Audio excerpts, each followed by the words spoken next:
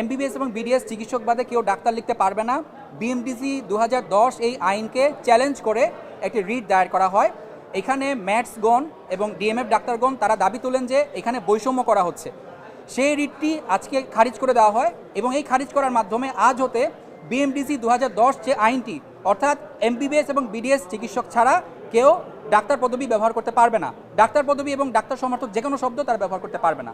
আজকে এই রায়ের মাধ্যমে পরিষ্কার হয়ে গেল। বিএমডিসি 2010 বিএমডিসি 29 ধারা অনুসারে এই কথাই বলা আছে যে এমবিবিএস শুধুমাত্র এমবিবিএস এবং বিডিএস গ্রাজুয়েট চিকিৎসকই ডাক্তার পদবি ব্যবহার করতে পারবে এবং অন্য কেউ পারবে না। এটা আবার কার্যকর হলো। এই আইনে স্থগিতাদেশ দেওয়া ছিল, সেই স্থগিতাদেশ আজকে তুলে নেওয়া হলো। আমার নাম ডক্টর আদিব, ডক্টর আলী আউসাফ আদিব।